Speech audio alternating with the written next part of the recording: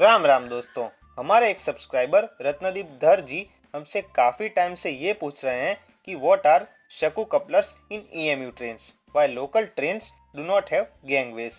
तो रत्नदीप जी, मैं पहले आपको बता दूं कि वो SHAKU नहीं, SCHAKU शकु कपलर्स होता है। और दोस्तों, आज इस वीडियो में इनके कहने पर हम यही जानने वाले हैं कि भारतीय रेल में अब तक कितने तरह के कपलिंग यूज किए जाते हैं। वैसे दोस्तों, इन्होंने तो सिर्फ शकु कपलर्स के बारे में ही पूछा था, लेकिन मैंने सोचा क्यों ना मैं सभी के लिए एक ओवरऑल डेडिकेटेड वीडियो बनाऊं भारतीय रेल में यूज होने वाले अब तक के सभी कपलिंग्स पर, जिससे कि आप लोगों को और ज्यादा इंफॉर्मेशन मिल सके। तो दोस्तों, बिना किसी देरी के शुरू करते हैं हमारा आज का वीडियो और जानते हैं भारतीय रेल कितने प्रकार के कपलर यूज करती है। तो सबसे पहले दोस्तों, कपलर या फिर कपलिंग वो होती है जो किसी भी ट्रेन के दो कोचेस को जोड़ती है। और मेनली इंडियन रेलवेज में अब तक 3 प्रकार के कपलिंग यूज किए जा चुके हैं, जिसमें से पहला है हमारा conventional ICF type screw coupling. अब दोस्तों, इस कपलिंग में दो डब्बों को लिटरली एक स्क्रू से जॉइंट किया जाता है।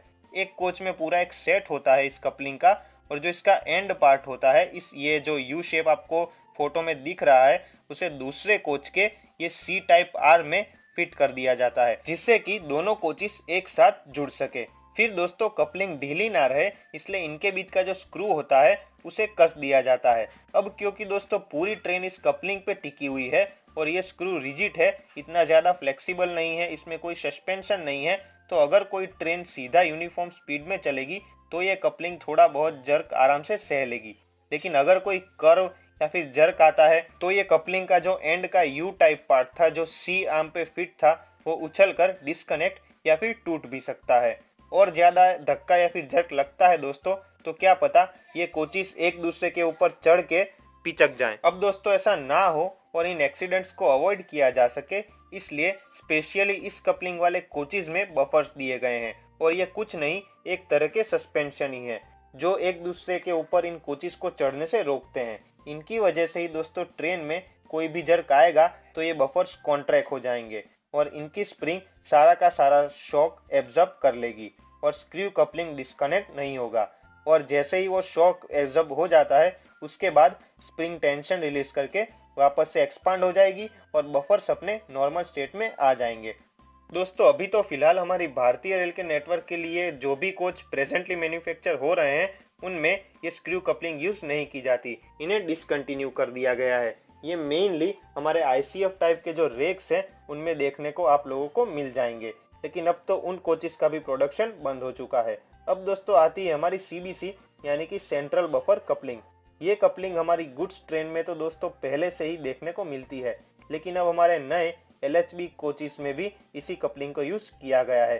दोस्तों, इस कपलिंग की फॉर्मेशन कुछ इस तरह से होती है। अब दोस्तों, इस अरेंजमेंट से फायदा ये होता है कि चलती हुई ट्रेन में किसी भी एक साइड से कोच में कोई जर्क आता है तो वो कभी भी कपलिंग पे नहीं रहता, इमीडिएटली वो दूसरे कोच में ट्रांसफर हो जाता है, जिसकी वजह से LHB कोचेस में ICF के मुकाबले काफी कम जर्क महसूस होते हैं। और इसी क्वालिटी की वजह से दोस्तों सबसे बड़ा फायदा हमें ये मिलता है कि ये कपलिंग और इसे जॉइंट होने वाले सभी कोचेस एंटी टेलीस्कोपिक हो जाते हैं, यानी कि किसी भी दुर्घटना के वक्त ये कोचेस ICF की तरह एक दूसरे में चढ़ के पिचकते नहीं है, या राइट या फिर लेफ्ट साइड में ये पूरी की पूरी ट्रेन मुड़ जाएगी, लेकिन एक दूसरे पे ये कोचेस कभी चढ़ेंगे नहीं, जिससे कि दोस्तों कई सारे पैसेंजर्स की जान बचाई जा सकती है और भारतीय रेल को होने वाले आर्थिक नुकसान को भी काफी ज्यादा कम किया जा सकता है।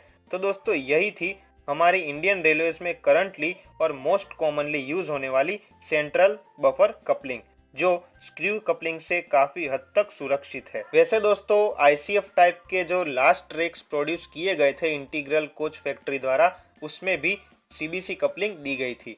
अब बात करें रत्नदीप धर जी की फेवरेट शकु कपलिंग्स के बारे में, तो इन्हें ओरिजिनली स्करफेनबर्ग कपलंग ने जर्मनी में डिजाइन किया था, जो अभी हमारे इंडियन रेलवेज के सभी EMU, DMU, MEMU के रोलिंग स्टॉक में यूज की जाती है।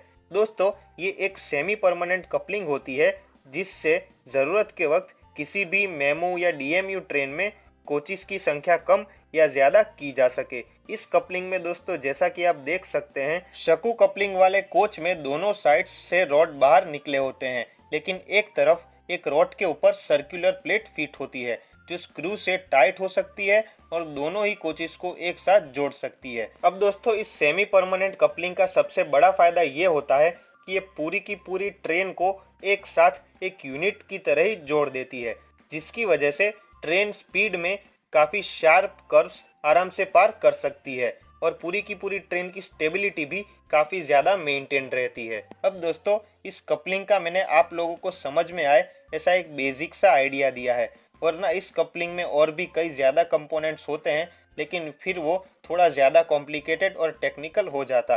अब दोस्तों अगर हम रत्नदीप जी के दूसरे क्वेश्चन को लें कि why local trains do not have gangways, तो एग्जैक्टली तो मुझे नहीं पता, लेकिन दोस्तों मैं अगर लॉजिकली आप लोगों को बताऊं तो फिर देखिए, जो गैंगवे होता है किसी भी ट्रेन में वो ट्रेन का मेन हिस्सा नहीं होता, यानी कि अगर गैंगवे हो या ना हो उससे ट्रेन को कोई फर्क नहीं पड़ेगा, ट्रेन तो आराम से ही चलेगी, वो एक केवल सुविधा का ही हिस्सा है। तो दोस्तों जैसे जैसे हमारी भारतीय रेल इवॉल्व हो रही है ऐसे ऐसे सुविधाएं भी बढ़ती जा रही है। तो ऐसा नहीं है कि सभी लोकल ट्रेन में गैंगवेज नहीं है, अभी जो भारतीय रेल नई लोकल ट्रेन बनाती है उन सब में हमें गैंगवेज देखने को मिल जाते हैं। इसलिए शुरुआत की जो लोकल ट्रेन होंगी उनमें गैंगवे नहीं होंगे। तो बस ये वैसा ही है दोस्तों कि समय के साथ साथ हमारी भारतीय रेल सुविधा भी बढ़ाती गई और लोकल ट्रेन में गैंगवेज भी अब दे रही है। तो दोस्तों मैंने आप लोगों को कम से कम लेंथ की वीडियो में ज़्यादा से ज़्यादा कंटेंट देने की कोशिश की है। तो अगर आप लोगों को वीडियो अच्छा लगा हो तो इसे लाइक और शेयर ज़रूर से कर दीजिएगा, और साथ ही अगर वीडियो पसंद आया हो तो हमारे चैनल को भी सब्सक्राइब करना मत भूलिएगा। मिलते हैं हमारे नेक्स्ट वीडियो में, तब तक के लिए भारत माता की जय। जय Hind and God bless you all.